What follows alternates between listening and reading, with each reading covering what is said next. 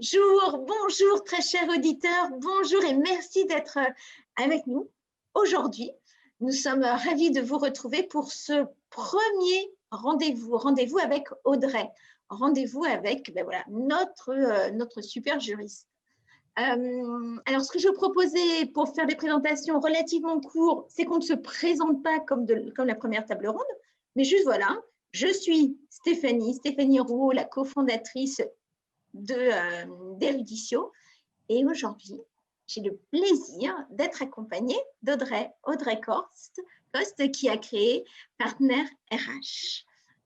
Et alors, vous allez voir, vous ne savez pas tout, mais en secret, il y a Laurent Roger qui va, comme lors de la première table ronde, faire une synthèse de notre rendez-vous en fin d'émission, tout simplement. Eh bien, bienvenue Audrey et merci d'être avec moi. Bonjour Stéphanie, merci de m'accueillir. Avec plaisir. Eh bien, en effet, on a eu plusieurs retours suite à la table ronde. Et on est heureux, on est content que ça vous plaise et on va continuer. On a bien entendu les petits consignes. Donc, voilà, on va s'améliorer, tout est devant. Et Audrey, en l'occurrence, le point juridique était essentiel. Il a été beaucoup apprécié et ça, on en est ravis. Du coup, on fait des rendez-vous avec pour qu'André nous en dise plus. Parce que tout simplement, on n'a pas tout dit, évidemment, et cette façon de faire, eh bien, on la continuera après chaque table ronde. On aura des rendez-vous avec pour nous adresser à vous, nos chers téléspectateurs, nos chers internautes. Et Audrey, eh bien, tout simplement, on va commencer par déjà dire le thème. Donc, passer d'un télétravail confiné à un télétravail confirmé. On va aller au-delà du bilan et des perspectives aujourd'hui et on va aller plus dans le détail. Donc, Audrey, en premier lieu, en effet, l'état des lieux et les enjeux. Je te laisse la main. Oui, merci. C'était moyen, oui, de replacer le sujet dans son contexte s'il est nécessaire de le faire. Aujourd'hui, on a décidé de parler du télétravail tous autant qu'on est parce que c'est un dispositif au cœur de l'actualité. C'est vrai que si on peut reconnaître un bénéfice à la crise sanitaire qui nous a frappés, c'est celui d'avoir agi comme un catalyseur, une espèce d'accélérateur à la fois de prise de conscience et de mise en œuvre du télétravail, de ce mode d'organisation du travail qui est le télétravail, et que notre culture ne voyait pas forcément d'un très bon œil jusqu'à présent. Si on reprend très rapidement les chiffres d'avant pandémie, on avait quand même un tiers des entreprises qui n'étaient pas favorables à ce mode d'organisation du travail. Et en France, seulement 7,2% des salariés qui le pratiquaient occasionnellement. Là où les pays de culture anglo-saxonne sont plus autour des 25-30%. Et puis la crise est survenue et aujourd'hui, c'est 90% des entreprises qui l'ont mis en place, un travailleur sur 4 qui est en télétravail. Et puis, sur l'année 2020, plus de 700 accords qui ont pu être signés en la matière. On a aussi aujourd'hui dans notre actualité des exemples qui sont assez frappants de par la notoriété des entreprises qui les portent. On a des entreprises qui portent le télétravail en le généralisant de manière massive. Alors c'est le cas de Twitter qui a décidé de le généraliser. PSA aussi réfléchit à généraliser le télétravail. Ils envisagent de le mettre en place au minimum à mi-temps, voire même sur une base de 3 jours et demi à 4 jours. Et ce qui fait réfléchir aussi, c'est d'autres entreprises qui ont pu le mettre en place il y a déjà bien longtemps et qui en sont revenues. On a un exemple en tête qui me vient, c'est IBM par exemple, qui avait fait du 100% télétravail et qui il y a quelques temps a fait marche arrière en se disant que le 100% télétravail était générateur de perte de créativité et ils sont revenus à quelque chose de plus mesuré, à une balance plus équilibrée. Si on poursuit cet état des lieux, côté salarié, on voit que quand on fait le tour des salariés qui ont pu expérimenter ce mode d'organisation du travail, que finalement le télétravail, ce n'est pas la panacée. C'est pas la panacée, pourquoi les chiffres parlent d'eux-mêmes. Les salariés qui sont pour du travail à 100% sont vraiment très, très à la marge. Il n'y a que 3% des salariés qui veulent faire du 100% télétravail. On a même des gens qui le rejettent complètement, qui ne veulent plus faire de télétravail. Ils l'ont expérimenté dans des conditions tellement extrêmes en période de confinement qu'ils en sont un peu revenus. Ce qui est majoritairement, ce qui ressort, c'est que les salariés sont pour maintenir ce mode d'organisation, mais pas à 100%. Voilà. Ils veulent un retour sur le lieu de travail, majoritairement, et encore plus quand on se sort de la crise sanitaire, voilà, et qu'il n'y a pas les inquiétudes en lien avec cette crise sanitaire. Ce qui est vrai aussi et qui est largement répandu, parce que c'est le cas de la moitié des gens qui sont interrogés et qui ont fait du télétravail, c'est le sentiment de solitude et d'isolement qui est largement répandu. On en a parlé lors de la première de notre table ronde active. C'est tellement un sujet qu'aujourd'hui, même dans les plus hautes instances, le gouvernement a mis en place une ligne d'écoute, une espèce de hotline. Tout salarié en télétravail peut être soutenu par des psychologues et être pris en charge par rapport à ce sentiment d'isolement. Si on regarde aussi, enfin, côté employeur, alors on est dans un pays où les réticences sont encore marquées. C'est-à-dire que même en sortie de premier confinement, même en étant encore en période de crise sanitaire et même en ayant eu sur le dernier trimestre un protocole sanitaire qui disait que le télétravail devait être la règle dès lors qu'il était possible, on constate quand même que les entreprises n'ont pas forcément été super motrices parfois. Elles ont beaucoup engagé sur le dernier trimestre de l'année les salariés à revenir sur site, que ce soit à 100% ou partiellement. Pour autant, aujourd'hui et depuis début janvier, la règle, alors, elle n'est plus totalement au 100%, mais elle est quand même au télétravail majoritaire. Elisabeth Borne, en début d'année, a annoncé aux partenaires sociaux que les salariés qui étaient en télétravail à 100% du fait de la crise sanitaire, ils pourraient, à compter du 7 janvier, demander à revenir une fois par semaine en entreprise, mais seulement une fois par semaine. S'ils en éprouvent le besoin et si l'entreprise donne son accord. Donc, on voit que c'est quand même, c'est encore un sujet qui peut provoquer des tiraillements de la part de certaines entreprises, mais aujourd'hui, c'est un vrai vecteur de développement pour les entreprises. Alors, que ce soit à titre exceptionnel pour faire face à un événement ponctuel, alors comme la crise sanitaire, enfin qui de ponctuel quand même tend malheureusement à durer, mais pour faire face à d'autres sortes d'aléas, comme les grèves qu'on a pu connaître avant, ou quelque chose de plus prosaïque, de moins grave, mais comme un épisode neigeux. Mais au-delà de ça, on est aussi sur une demande structurelle de la part des salariés. Les collaborateurs ont goûté au télétravail. Majoritairement, ils y ont pris goût à un télétravail, même si ce n'est pas à 100%. Il n'y a pas de retour en arrière possible. Aujourd'hui, ce qu'il faut comprendre, c'est que le sujet du télétravail, aujourd'hui, équivaut à celui des RTT en son temps. Ce qui est acquis en matière ne peut pas être repris. Donc, c'est un vrai vecteur de développement et aujourd'hui, c'est un outil d'attractivité et de fidélisation des salariés. D'ailleurs, c'est important ce que tu nous dis là. Ouais, de plus en plus, dans les annonces, les offres d'emploi, il est fait mention de la possibilité de télétravailler et ça fait partie aujourd'hui des critères de recherche des salariés. Donc, vous, internautes, auditeurs, si en effet vous souhaitez recruter du personnel compétent, eh bien, en effet, voilà, c'est un vecteur d'envie ou en tout cas de susciter l'envie pour ce recrutement. Tout à fait, sachant qu'en plus, ça permet de s'affranchir des considérations géographiques, puisque vous pouvez toucher des talents qui sont géographiquement plus éloignés de votre entreprise. Dès lors qu'un télétravail est possible partiellement ou à temps plein, il n'est plus question d'éloignement géographique.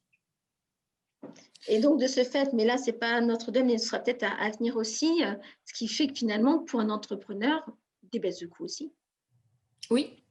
Oui, tout à fait. Ça fait partie des enjeux et des bénéfices qui sont devenus évidents pour tous. L'intérêt économique, pour rebondir sur ce que tu dis, Stéphanie, il est évident pour les entreprises. Le télétravail permet des économies de coûts en termes de frais, de déplacement, quand vous avez donc vis-à-vis de vos salariés. C'est vrai aussi, même si je ne suis pas très fan de l'argument, mais c'est une réalité économique qu'il est possible pour les entreprises de rationaliser leur parc immobilier et de faire des économies par rapport au loyer.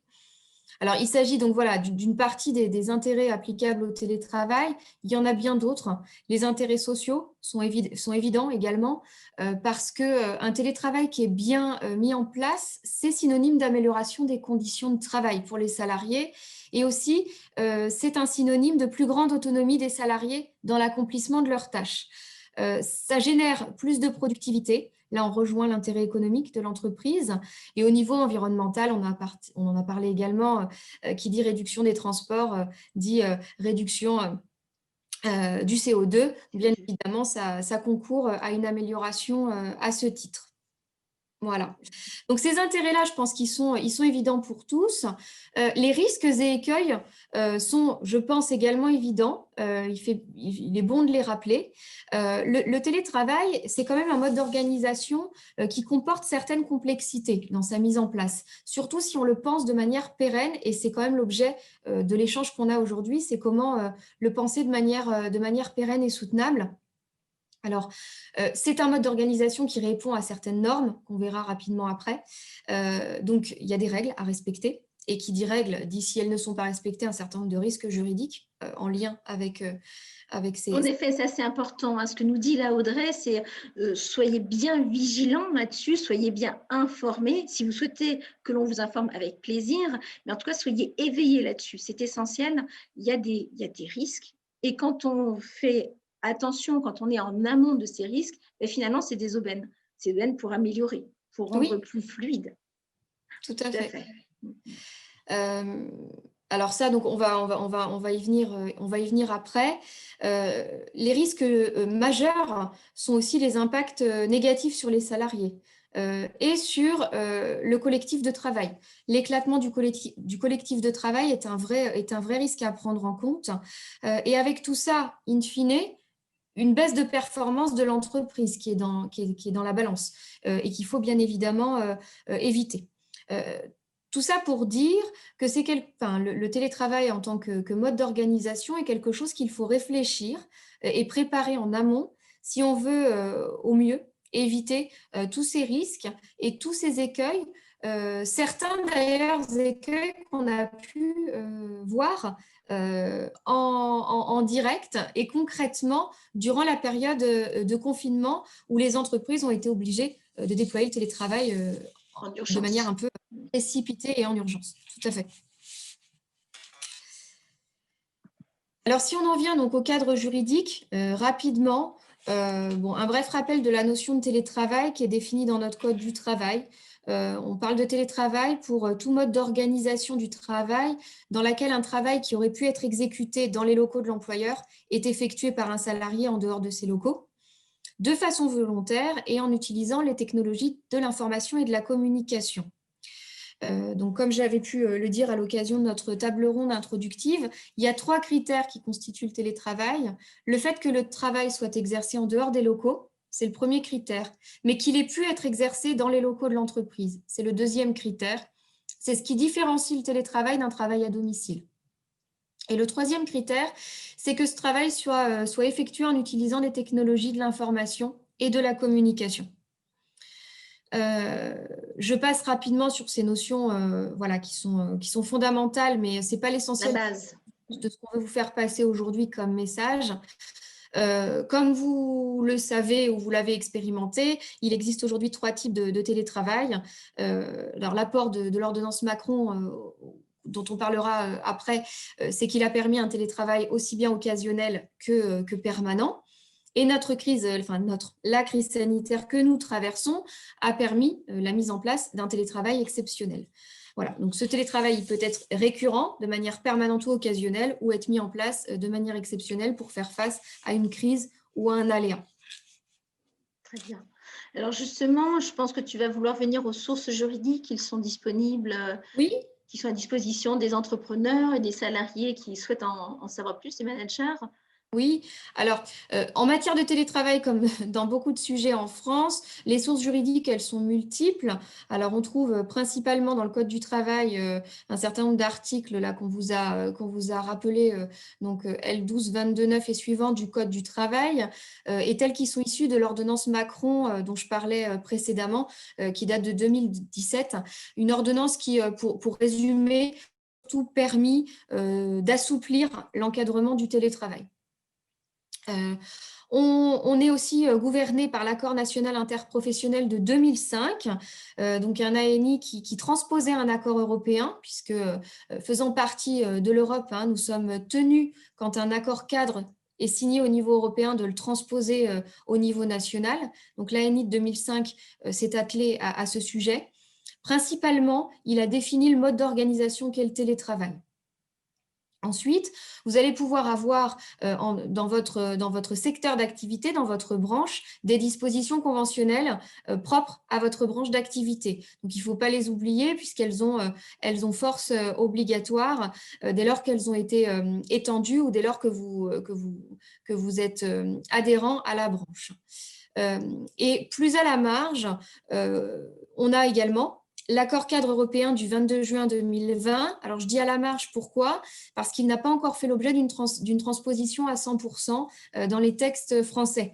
Donc c'est un peu une avant-première pour les personnes non averties. Alors, il n'a pas de force obligatoire en tant que tel aujourd'hui, tant qu'il n'a pas été transposé. Par contre, il faut quand même l'avoir en tête parce que souvent, ce qui se passe, c'est que le législateur en France tarde un peu à transposer les textes, mais la jurisprudence, c'est-à-dire les tribunaux devant lesquels vous passez quand vous avez un contentieux, qui sont bien au fait de cette législation, ont tendance à l'appliquer avant même qu'elle soit transposée en France. D'accord. Donc, en effet, là, un éveil de plus, un éveil essentiel parce que ça doit être appliqué.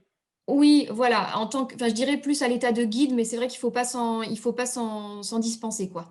Et cet accord cadre a été partiellement transposé en fin d'année, là, très récemment, dans l'ANI dont on a beaucoup parlé, donc du 26 novembre 2020, qui finalement est comme une sorte de guide au télétravail et engage surtout les entreprises et les représentants du personnel à partager un langage commun, un vocabulaire commun en matière de télétravail pour que tout le monde s'y retrouve.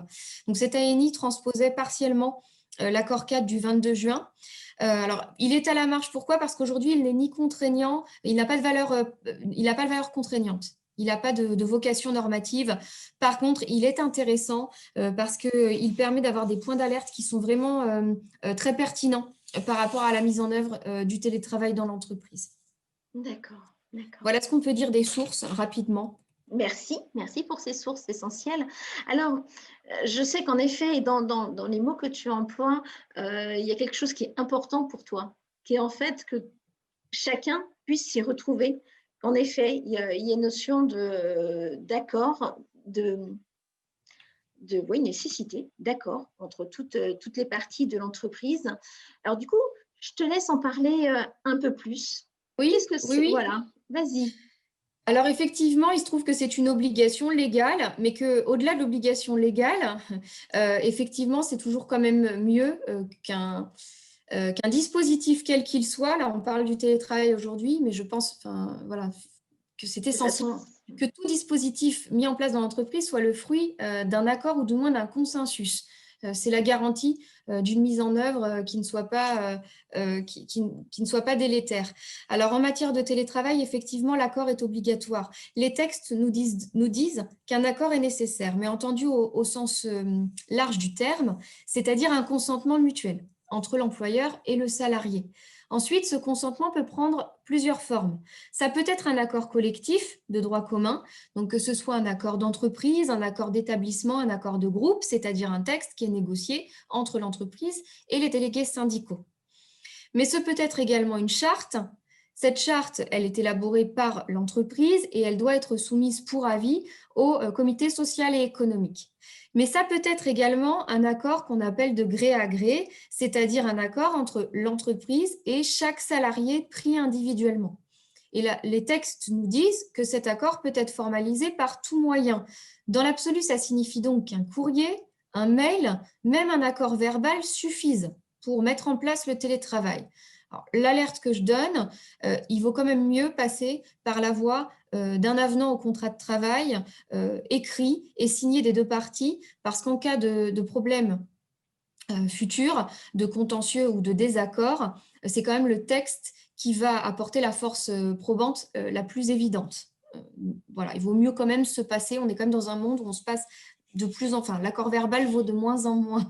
Voilà. Malheureusement, oui, mais je te l'accorde, les écrits restent, en tout cas. Exactement. Il est quand même plus facile après de faire valoir ses points de vue et ce sur quoi on s'est mis d'accord avec un écrit qui a été signé des deux parties. Les textes nous disent aussi que ces accords, alors pour être très précis, les textes obligent à des mentions obligatoires pour ce qui est de l'accord collectif et de la charte. Ils ne disent rien pour l'accord de gré à gré, mais par logique, il est quand même bon de reprendre les mentions telles qu'elles sont identifiées dans le Code du travail. Alors les mentions qui sont absolument obligatoires sont les conditions dans lesquelles on va passer un salarié en télétravail. Mhm. De la même manière, les conditions dans lesquelles on va pouvoir faire revenir le salarié à une exécution du travail sans télétravail. C'est la deuxième mention obligatoire. La troisième porte sur les manières dont le salarié accepte de passer en télétravail. Et la dernière mention porte sur les modes de contrôle du temps de travail et ou la manière qu'on a de réguler la charge de travail du salarié. Donc ça, ce sont des points qu'il va falloir absolument retrouver dans l'accord collectif qui peut être négocié avec les délégués syndicaux ou dans la charte qui est mise en place au sein de l'entreprise. Ok. Donc, en effet, hein, vous voyez bien, il y a plusieurs façons d'amener les choses. Et en effet, de toute façon, les écrits restent et les avenants en contrat légalisent un petit peu, en tout cas, impriment vraiment les choses. Mais vraiment, hein, vous les internautes, managers, chefs d'entreprise, entrepreneurs ou salariés, le but commun de tout ça, c'est vraiment que l'entreprise, que les choses soient claires. Laurent, notre ergonome nous dit souvent qu'il aime la fluidité. Et en effet, de toute façon, la fluidité, c'est ce qu'il y a de plus sain pour qu'une entreprise perdure, pour qu'elle soit solide sur ses bases. Et c'est ce que nous dit aujourd'hui hein, Audrey, c'est qu'en effet, ces bases, eh bien voilà, elles se basent là-dessus. Et là-dessus, on peut rajouter de l'accord, de la charte, de la communication, de la fluidité. Ouais. Et alors, effectivement, ça, ce sont les contraintes légales qui sont, je dirais, incontournables. Mais une fois qu'on a dit ça, on n'a pas tout dit parce qu'effectivement, si on veut mettre en place quelque chose qui soit le fruit d'un consensus et qui règle bien ou qui prémunisse bien, je dirais, contre les risques, ce que disent les textes ne suffisent absolument pas. Si vous vous contentez dans un accord collectif ou une charte de poser les conditions dans lesquelles vous passez un salarié en télétravail, vous le faites revenir en travail normal, dans les conditions dans lesquelles il accepte de passer en télétravail et les conditions dans lesquelles vous contrôlez son temps de travail, vous allez, à mon sens, au-devant de grands ennuis parce que ça ne suffit absolument pas à mettre en place un mode d'organisation qui soit soutenable et qui soit gagnant-gagnant et dans lequel tout le monde se retrouve. C'est pour ça que voilà, on poursuit la présentation de conseils qui vont plus loin que le simple le simple énoncé des sources juridiques qui sont essentielles, mais voilà, pour moi, le droit n'est qu'un moyen, ce n'est pas une fin en soi. Voilà. Nous, vraiment, on vous pousse à pousser le curseur, en fait. Donner un petit peu plus, ce qui finalement, en effet, comme disait tout à l'heure Audrey, est gagnant-gagnant. Hein, vraiment, nos chers internautes, n'hésitez pas. Et encore une fois, vous avez besoin d'accompagnement, vous avez besoin d'être guidé là-dessus, parce qu'on pense bien que ce n'est pas forcément simple. Eh bien, il y a des solutions, il y a des possibilités, vous n'êtes pas seul, en aucun cas. Ben, vas-y, Audrey, Bon, si on va plus loin, une fois qu'on a parlé de tous ces aspects juridiques propres au télétravail, quand vous mettez en place du télétravail dans l'entreprise, n'oubliez pas les mises à jour corrélatives d'un certain nombre de documents. Alors, le premier qui va venir à l'esprit, je pense, de plein d'entre vous, c'est le document unique d'évaluation des risques. Vous êtes tenu, à partir de 1 salarié, d'avoir un document unique qui évalue les risques dans votre entreprise et qui prend des mesures aussi pour diminuer, voire supprimer les risques dans l'entreprise. Le télétravail est générateur de risques spécifiques qu'il faut donc intégrer dans le document unique pour pouvoir les prendre en compte. Le risque d'isolement, des risques psychosociaux spécifiques au télétravail, les troubles musculo-squelettiques. Alors, je ne vais pas développer, ce n'est pas mon domaine d'expertise. Non, mais ne vous inquiétez pas, la semaine prochaine, même pas, bientôt vous allez voir la deuxième table rendez-vous avec Laurent nous en dira un peu plus. Alors voilà, justement, une petite question me vient là en tête. Est-ce que c'est vraiment le premier pas, parce que voilà, je suis entrepreneur et je souhaiterais savoir comment je commence, comment je rentre. Je suis de bonne volonté et en effet, je suis un peu seule là-dedans. C'est quoi le premier pas, la première chose à faire? Est-ce que c'est ce document unique? Par quoi je commence? En matière de télétravail ou de manière générale? Exactement. En matière de Ce télétravail? passage en télétravail, quelle est selon toi la bonne action? Alors, c'est vrai que la méthodologie applicable au document unique, elle est pas mal parce qu'elle permet de se centrer sur l'activité et c'est quand même l'essentiel de partir de l'activité en termes d'analyse du télétravail. Alors après, quand on met en place le télétravail dans l'entreprise, c'est pas forcément le premier chantier. Le document unique sera que la transcription de tout un travail de réflexion et de préparation qu'on aura eu sur le sujet du télétravail. Donc, peut-être que la première étape, c'est de rassembler tout le monde autour d'une table ou en tout cas toutes les personnes. Oui, toutes les parties prenantes, oui, oui. D'accord. Et de ça, en fait, rédiger le document unique. Oui, oui. Sachant que effectivement, le document unique, c'est un document qui doit être, qui doit identifier les risques par unité de travail. Donc, vous allez avoir des parties prenantes multiples, c'est certain. Et puis des parties prenantes en matière de documents uniques qui ne vont pas être toujours les mêmes. C'est-à-dire que l'analyse propre à un service va pouvoir se faire avec les salariés du service et le manager du service. Une fois que c'est fait, on passe à un autre service. Vous n'allez pas forcément avoir les mêmes parties prenantes que sur un projet de mise en place du télétravail. D'accord. C'est quelque chose qu'il faut absolument pas oublier et voilà, qui est très très important parce que dans l'approche et dans la méthodologie, ça aide vraiment à être en alerte et à se poser les bonnes questions. Voilà, donc ça, c'est vraiment le premier palier, en effet. C'est le premier palier à ne pas oublier.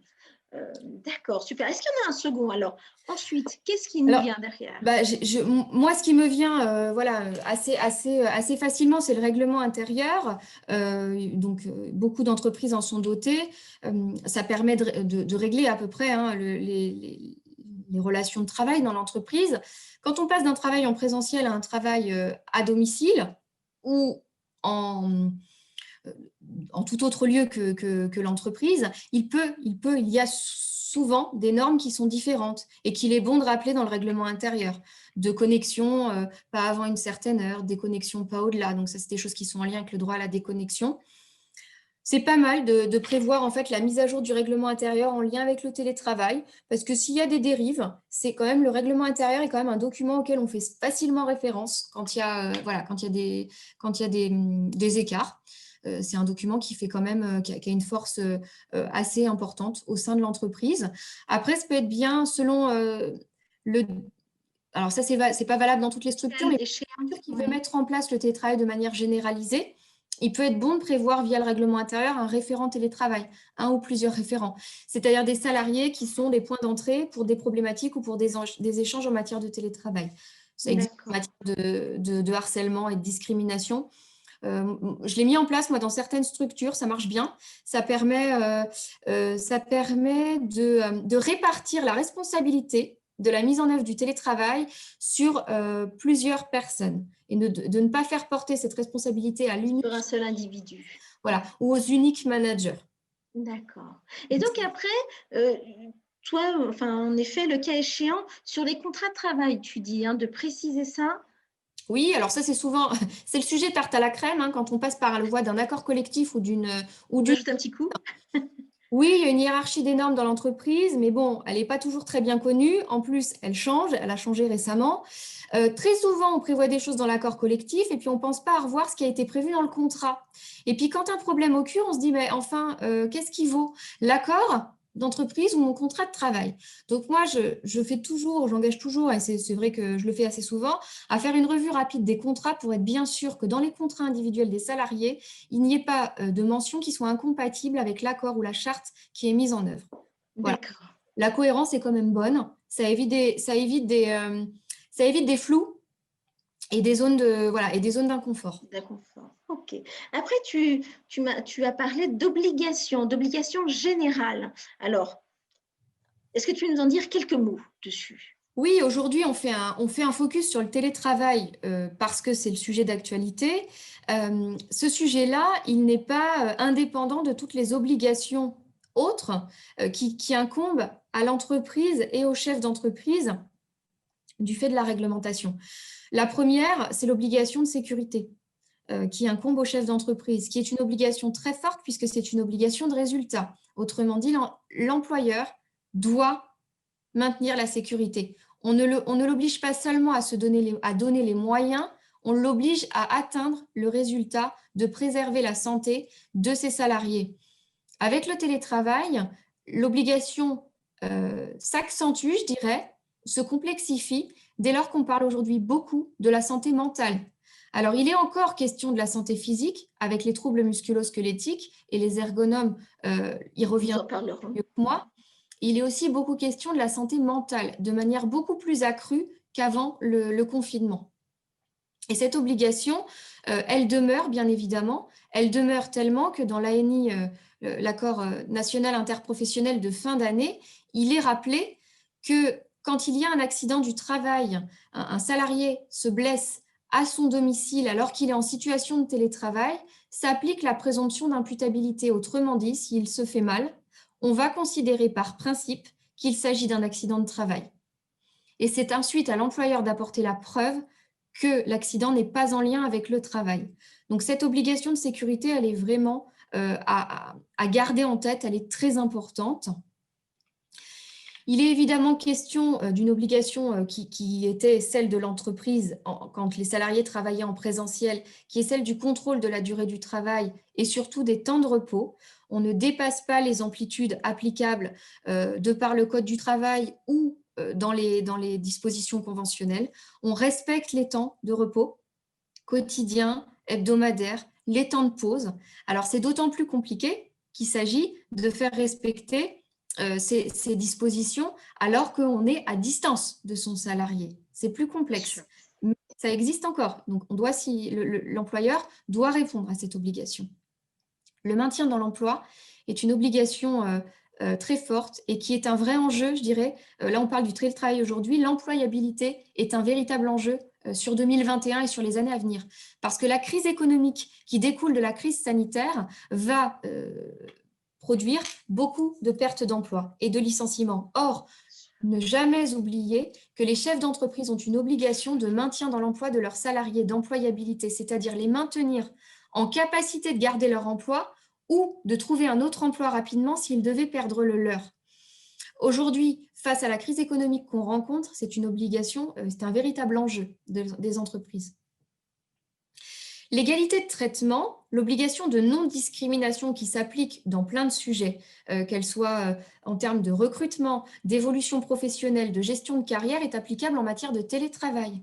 Donc, elle va s'appliquer, bien évidemment, non-discrimination de par le sexe, de par l'âge, mais non-discrimination et égalité de traitement entre les travailleurs et les télétravailleurs. Pas de différence de traitement entre les deux catégories. Et au sein d'un même service, pas de différence de traitement entre deux salariés. C'est-à-dire que si on identifie une activité comme étant télétravaillable, elle doit l'être de la même manière pour tous les salariés qui exercent cette activité. D'accord. Pas de différence de traitement, quoi. Ouais. Pas de différence de traitement. La dernière qu'on a citée, en termes d'obligation générale, bien évidemment, le règlement général sur la protection des données, c'est quelque chose qui a beaucoup parlé avant la crise, qui a été très compliqué à mettre en œuvre et qui revient en force du fait de la mise en place du télétravail, des connexions à distance et toute la sécurisation qu'il doit y avoir autour des données de l'entreprise et de la gestion des données salariés et clients. Super, super. Bon, de toute façon, la liste, en effet, est loin d'être exhaustive, mais merci beaucoup déjà pour ces obligations qui sont essentielles. Maintenant, est-ce que tu aurais des clés pour pérenniser le changement d'organisation? Parce qu'il y a du travail là aussi. Est-ce que tu aurais des clés? Oui, c'est là où en fait il s'agit d'aller au-delà de la pure application des textes. Alors c'est déjà bien d'appliquer les textes, parce que si on revient à la situation pendant le confinement, et c'est pour ça qu'on a appelé ça un travail confiné, on peut dire que ce n'était pas du télétravail au sens propre du terme, c'était vraiment un travail confiné parce qu'on avait des conditions matérielles, psychologiques, managériales qui étaient pas du tout au rendez-vous. Et qui était complètement en rupture avec les règlements, les lois, les ordonnances en vigueur. Donc aujourd'hui, bon, déjà, appliquer les textes, regarder les textes et appliquer les textes propres au télétravail et toutes les obligations associées telles qu'on vient de les énoncer, c'est déjà énorme. Mais au-delà de ça, L'idée, c'est de se dire, on en a parlé au préalable, c'est comment est-ce qu'on met en place le télétravail de manière pérenne et comment on met en place une organisation du travail qui soit soutenable pour tous et dans laquelle tout le monde s'y retrouve. Quand on dit tout le monde, c'est rapidement, si on résume, l'entreprise dans son objectif de performance, de développement du business, mais les salariés aussi dans leur bien-être et dans leur épanouissement professionnel. Alors, si je résume tout ce qui va être dit après, la clé, je pense, c'est de voir le télétravail comme ce qu'il est, c'est-à-dire un vrai changement d'organisation du travail et donc comme changement, en tant que changement, il doit être traité comme tel. On doit gérer le changement et le conduire. Donc, vous voyez, hein, internautes, auditeurs, vraiment, voilà, vous qui êtes là derrière votre écran, mais voilà, vous êtes acteur. Là, vous êtes acteur et prenez vraiment les choses en main parce que finalement, c'est une aubaine. Transformez-la, en tout cas, dans ce sens-là. Rendez-la le plus fluide, rendez-la parce qu'il y a des outils, parce qu'il y a des clés et en effet, ça transforme pour vous dans l'entreprise, vous en tant qu'entrepreneur, le travail, vous, les salariés, de la même façon et le management, de la même façon aussi. Ouais, tout à fait. Oui, c'est un peu le sens, c'est ce qu'on disait lors de notre table ronde introductive et c'est le sens de ce qui est, de ce qu'on vous présente ensuite. Les périodes de confinement et cette crise sanitaire, si on doit lui trouver aussi un autre bénéfice, c'est celui de nous avoir permis de mettre en place le télétravail de manière concrète. Alors certes, on l'a fait en catastrophe et dans l'urgence et soumis à un degré de stress qui était assez important parce qu'il s'agissait de se préserver et de préserver notre santé. Mais c'est une formidable opportunité parce qu'on l'a mis en œuvre concrètement et aujourd'hui, ça nous donne l'opportunité de réaliser un diagnostic. Autrement dit, de se dire, bon, alors on va faire un retour d'expérience de la période écoulée et on va regarder ce qui s'est bien passé. Ça va nous permettre d'identifier les bornes pratiques. Ça, on va capitaliser dessus pour mettre en place un télétravail de manière pérenne. Par contre, il y a des choses qui se sont passées dans la douleur, qui se sont mal passées ou qui ne se sont pas passées. On va en tirer une leçon pour supprimer les facteurs de risque.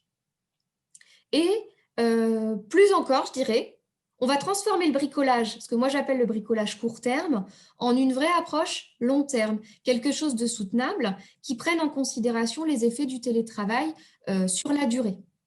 L'idée, c'est donc, on prend un temps de recul, à la fois sur le fond et sur la forme, et on trouve un dispositif qui permette d'être bénéfique à tous, comme je le disais, en termes économiques, en termes d'efficacité et en termes d'effet sur les collaborateurs. Donc, le conseil que je vous donnerai aujourd'hui, c'est avant de mettre en place, ou s'il a été mis en place, avant de continuer à appliquer le télétravail tel que vous l'appliquez dans votre entreprise, c'est de faire un point de stop et de réfléchir et de se poser sur ce qui a été fait, donc de réaliser un audit. L'essentiel, c'est de prendre l'activité, comme je le disais préalablement, comme point de départ de la réflexion. C'est ce qui va permettre d'avoir une approche véritablement objective et qui va permettre d'éviter que le télétravail soit vu comme un privilège réservé à certains et de creuser le fossé entre l'école blanc et les autres. Donc, ça vous évitera un éclatement du collectif à ce niveau-là. Ça vous évitera aussi, parce que ça, moi, je le vois de temps en temps, des revendications. Parfois, le télétravail est tellement vu comme un privilège que ceux qui ne l'ont pas revendiquent une compensation parce qu'ils n'ont pas le droit d'être en télétravail ou parce qu'ils ne peuvent pas l'être. Si vous raisonnez activité, vous objectivez la chose et vous réduisez les risques de cette nature-là. Et l'idée, c'est également d'adopter une démarche collaborative pour que ce soit un sujet collectif qui concerne tout le monde dans votre entreprise. Alors, les quelques outils qu'on vous donne pour réaliser ce diagnostic, c'est la matrice SWOT. Elle est connue, souvent utilisée, un peu galvaudée parce que trop souvent utilisée pour se faire plaisir, mais pas pour poser les bonnes questions. En matière, là, pour ce qui est du télétravail, je pense que c'est un bon outil, il est facile à utiliser. Il s'agit, pour ceux qui ne sont pas coutumiers du fait, d'identifier, donc là il s'agit du télétravail, pour ce qui est du télétravail, vous posez la question dans votre entreprise en matière de télétravail, quelles sont mes forces, quelles sont mes faiblesses, donc ça c'est propre à l'entreprise, et en matière de télétravail, quelles sont les opportunités apportés par le télétravail et quelles sont les menaces. C'est une matrice qui permet quand même de faire un bon état des lieux d'où vous en êtes, d'où en est votre structure. Ça, je recommande de le faire en groupe de travail puisque c'est ça qui permet de mettre en place dès le démarrage une approche collaborative. Et un autre outil qui est, à mon sens, essentiel sont les enquêtes collaborateurs. Donc, vous faites passer des questionnaires à vos collaborateurs. Alors, ne vous contentez pas de poser les questions aux salariés qui ont été en télétravail.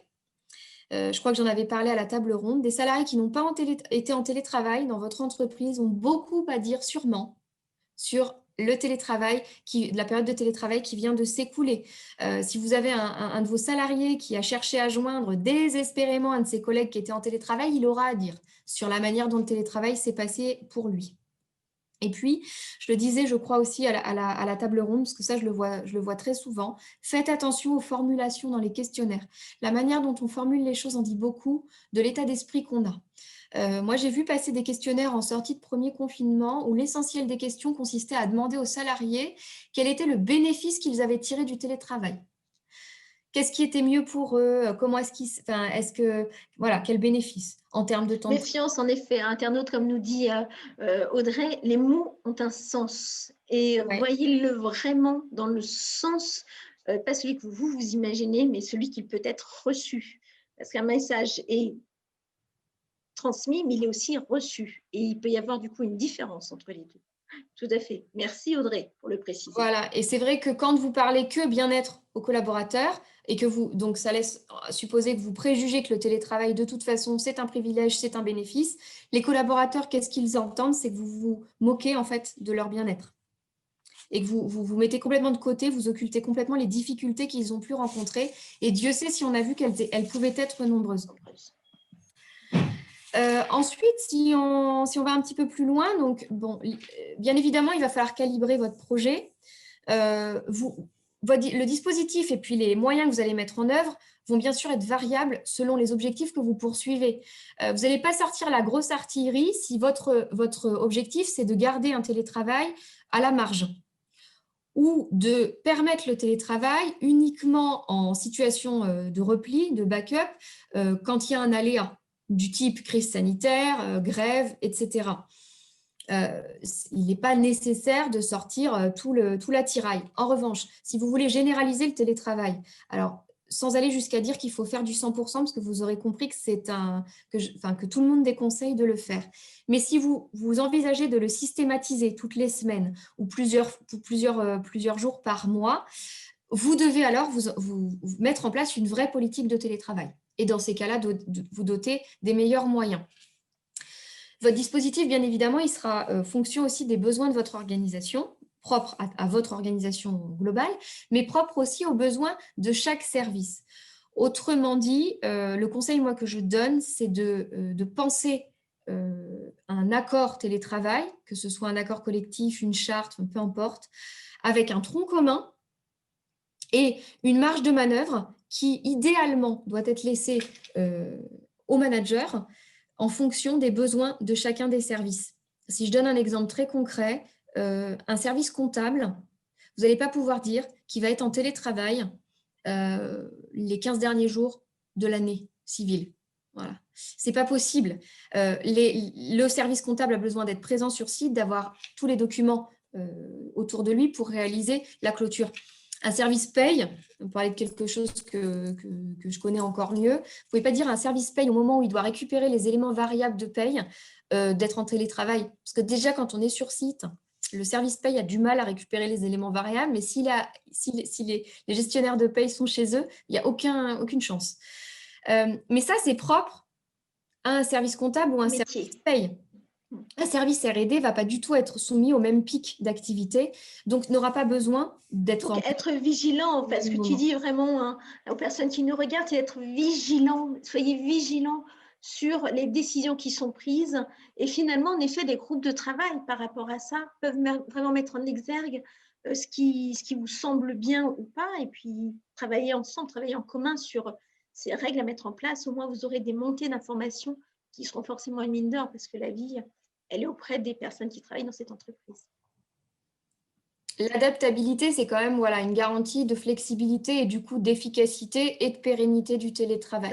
Ouais, de ce projet-là, du coup. Ouais. Exactement. Alors bien évidemment, vous allez avoir des principes communs. En matière de télétravail, ce qui est essentiel, c'est le volontariat et la réversibilité. Le salarié doit être volontaire pour le télétravail. Vous ne pouvez pas lui imposer, hors crise sanitaire, euh, passer en télétravail, c'est une modification du contrat de travail. Donc le salarié doit être d'accord. La réversibilité, ça veut dire ce qui est possible à un moment peut ne plus l'être. Un salarié peut être tout à fait enclin et en capacité à faire du télétravail à un instant T, mais pas dans 1 an, dans 2 ans. Ça, c'est quelque chose qu'il faut intégrer et il faut surtout pas se fermer hein, en tant que dirigeant ou en tant que DRH. C'est pas forcément facile à gérer, mais c'est une réalité. Vous êtes encore plus confronté à la réalité et aux vies personnelles de vos salariés quand il s'agit de télétravail et vous ne pouvez pas vous en extraire. Bien évidemment, il ne s'agit pas de faire de l'intrusion dans la vie privée des salariés. Par contre, cette vie privée, qui est essentielle, qui l'était déjà avant, elle revient en force avec le télétravail. Donc, vous allez avoir des gens qui ne vont pas être en capacité d'être en télétravail à certains moments et qui vous diront « je veux revenir en présentiel tout le temps ». Il faut prévoir cette possibilité. L'autre principe commun, c'est de mettre ou de remettre le dialogue social au cœur de la mise en place, et je dirais de la mise en place et de la mise en œuvre, c'est-à-dire dans la mise en pratique quotidienne du télétravail. Pendant la crise sanitaire, encore une fois, c'était l'urgence, on a fait comme on a pu, mais on a trop souvent mis de côté les représentants du personnel et les salariés. On a fait du mode unilatéral, on a imposé les choses, c'était la situation qui le nécessitait. Par contre, si on revient en mode normal, il faut absolument que le dialogue social soit remis au cœur des débats. C'est ça qui va permettre de trouver un consensus qui sera acceptable par tous. C'est ce que je disais en introduction. À mon sens, la clé, c'est de gérer la mise en place du télétravail comme un changement. Et comme tout changement, ça appelle une certaine gestion. Et alors, ce n'est pas forcément la connaissance, mais avoir à l'esprit que tout changement suscite des réactions psychologiques de la part des personnes et qu'il faut les avoir en tête. Donc, c'est ce que je vous ai mis au titre des outils. La courbe de Bell, par exemple, pour ceux qui ne la connaissent pas, c'est une courbe qui montre la répartition théorique d'une population face à un changement. Toute personne face à un changement donné, les gens vont se retrouver dans une catégorie ou une autre. Vous allez avoir des gens qui vont adopter le changement très facilement. On les appelle des adopteurs précoces. Ils sont peu nombreux. Vous allez au contraire avoir des gens qui vont être très, très résistants. Et entre les deux, vous avez une majorité qui adopte le changement plus ou moins rapidement. Face à tout changement, vous avez ces réactions-là. Et c'est intéressant de voir que quelqu'un qui peut être adopteur précoce d'un changement peut être résistant pour un autre. Il n'y a pas de jugement de valeur par rapport à ça. Mais c'est un état de fait et il faut que vous l'ayez en tête parce que vous allez avoir des gens qui vont adopter le changement facilement et d'autres qui vont être plus dans la résistance. Il faut faire avec tout ce panel et arriver à avancer avec tout ce panel en les prenant en considération de manière différente en fonction de leurs besoins. Donc ça, c'est un outil qu'il est bon d'avoir, un outil qu'il est bon d'avoir en tête. Le Four Step Model, les 4 étapes du changement, c'est aussi un bon modèle. C'est-à-dire que dans un changement, il y a forcément 4 étapes. Celle de la prise de conscience, c'est très vrai dans le monde qu'on vit aujourd'hui, hein, qui nous est le changement qu'on est en train de vivre aujourd'hui, cette révolution portée par le Covid, nous est tous tombé dessus, nous a tous amenés à une prise de conscience, à une certaine forme, ce qu'on appelle d'intérêt. Alors l'intérêt peut être la peur, hein, mais en tout cas, au-delà de la prise de conscience, c'est je tends plus l'oreille et je me dis, mon Dieu, qu'est-ce qui se passe? C'est là où je suis plus ou moins enclin à y aller ou pas. Et ensuite, on passe à l'essai. Bon, je vais tester. Et ensuite, on adopte. Et il y a toujours ces 4 phases. Alors justement là-dessus, vous pouvez être aussi accompagné, on verra plus tard, il y a d'autres tables rondes qui arrivent où nous avons du coaching de groupe et coaching individuel. Et d'ailleurs là-dessus, sur le coaching individuel, en tant que dirigeant, en tant que manager, on a aussi du mastermind. Donc justement, voilà, c'est vrai, ce changement, c'est un vrai sujet. Et ça peut être une vraie aubaine pour une entreprise, un moment de redynamiser, de retrouver autrement. Donc, en effet, ce que nous dit Audrey, c'est essentiel. C'est vraiment quelque chose sur lequel on souhaite vous éveiller, on espère vous apporter des lumières, des outils, parce que c'est loin d'être à négliger, très loin de là. Merci beaucoup, Audrey. Est-ce que tu souhaites encore dire quelque chose? Le dernier élément que je voulais partager, c'était un petit focus rapide, mais pourtant c'est essentiel. Essentiel. Le travail et le management, parce que vous l'aurez sans doute expérimenté, compris, voilà, ou vu. Le télétravail est un facteur de complexification pour les managers. Animer une équipe à distance, c'est beaucoup plus compliqué que de le faire en présentiel. Quand on parle de maintenir la convivialité au sein d'une équipe, comment vous le faites à distance? C'est beaucoup plus compliqué qu'en présentiel. Donc, pour les managers, c'est un facteur de complexification. Et pourtant, le manager, c'est le pivot de l'organisation en télétravail. C'est par lui que tout passe. Parce que le télétravail diminue l'horizontalité, c'est-à-dire que vous n'avez plus de cohabitation au sein d'un service de personnes, de collègues, de pairs, etc. Donc, tout tente à devenir plus vertical et à passer par le manager. Votre manager est un pivot, il ne doit pas devenir un goulot d'étranglement, parce que sinon, lui va se retrouver en situation de risque et dans une situation qui ne sera pas soutenable. Alors, c'est compliqué aussi parce qu'on ne va pas faire de langue de bois. Des problèmes qui pouvaient être cachés, mis sous le tapis en présentiel, reviennent avec d'autant plus de manière d'autant plus crue avec le télétravail. Un manager qui avait du mal à communiquer en présentiel, en télétravail, ça va être compliqué. C'est-à-dire qu'il va pouvoir peut-être être plus à l'aise au départ parce qu'il va se dire « Oh, c'est super, je communique moins. » Ouais, mais vous allez avoir un vrai éclatement au sein de son service. Un manager qui ne savait pas définir des objectifs à ses salariés en entretien individuel en début d'année, qui ne sait pas faire un objectif SMART, en télétravail, ça va devenir d'autant plus compliqué puisque comme il n'a pas les gens sous la main, il ne va pas pouvoir appliquer peut-être un principe de contrôle un peu plus soutenu. Il faut qu'il fasse confiance. S'il n'a pas mis d'objectifs SMART, comment est-ce qu'il va pouvoir évaluer l'atteinte ou non des objectifs qu'il a donnés? Donc, voilà, ça fait ressortir avec beaucoup plus d'importance des problématiques qui ne sont pas nouvelles, hein, qui sont existantes, mais qui reviennent en force. Tout ça pour dire que face à tout ça, il est nécessaire de revoir les pratiques managériales. Et là où je reviens sur ce que disait Stéphanie, c'est qu'effectivement, on vous les a mis dans les outils. Pour mettre en place le télétravail, il va être essentiel de sensibiliser les managers, comme d'ailleurs tous les salariés, au télétravail, aux risques, aux bonnes pratiques. Il va être nécessaire de les former, mais plus encore, pour certains, il va s'agir de lever des vrais freins psychologiques, des vraies limites, des croyances. Et du coup, il va s'agir peut-être de faire un accompagnement plus individualisé via des coachings individuels ou d'équipe, pour remettre du liant dans tout ça, de faire des masterminds, pour aussi qu'il y ait des échanges entre pairs, qu'il y ait un partage aussi d'expériences, de craintes, qui vont aussi faire avancer. Parler, ça fait toujours avancer.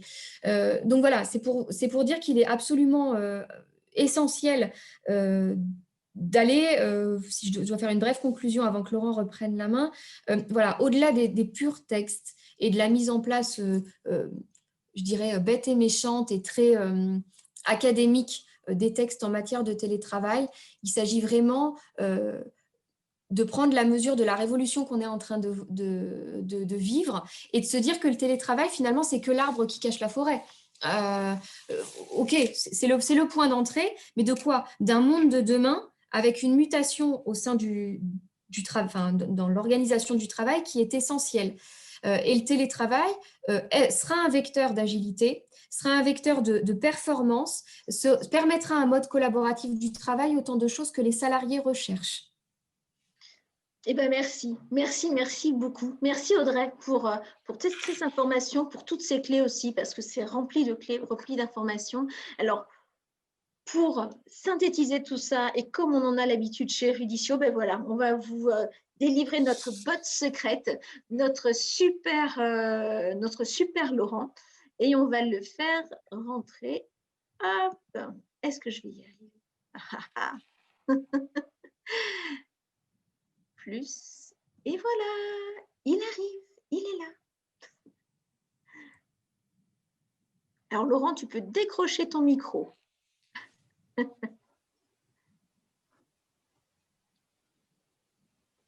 voilà. Bonjour mesdames et bonjour à toutes et tous qui qui nous suivez. Merci Audrey, merci Stéphanie, merci Audrey pour toutes ces informations. J'ai des pages et des pages Et de merci à notes. toi de nous avoir rejoints. Avec grand plaisir. J'ai des pages et des pages de notes. Et alors, je regardais le temps puisque nous étions promis de ne pas faire plus de Oui. 45 Et minutes. ben là, on n'a pas réussi, mais on va y On arriver. est à 55. Donc, je vais faire une synthèse extrêmement courte. Je vais essayer de reprendre une synthèse synthétique, c'est dire si ça va être concis. Je vais essayer vraiment de reprendre les grandes notions que vous avez évoquées et que Audrey a brillamment développé. Tu as redéfini le télétravail. Je ne reprends pas forcément chronologiquement tout ce que tu as dit. Avec 3 grands critères. Un travail exercé en dehors de l'entreprise qui aurait pu se faire dans l'entreprise en utilisant les technologies de l'information et de la communication. OK, ça c'est juste pour resituer le télétravail. Il est clair, je ne vais pas revenir sur tous les chiffres que tu as cités, mais il est clair que le télétravail qui a été initié en urgence et de façon forcée en 2020 va se pérenniser, ne serait-ce que parce que le contexte sanitaire y oblige. Mais comme tu le disais, c'est quelque chose auquel les salariés ont goûté. Je fais des grandes généralités, bien entendu, il y aura toujours des exceptions. Mais en majoritairement, beaucoup de salariés y ont goûté et peu veulent l'abandonner totalement. J'ai noté aussi que peu veulent l'adopter, le télétravail, de façon exclusive aussi. OK, donc on a une tendance médiane à trouver, et ça se fait à partir de textes qui peuvent être des textes européens, nationaux, des grands textes qui encadrent le télétravail.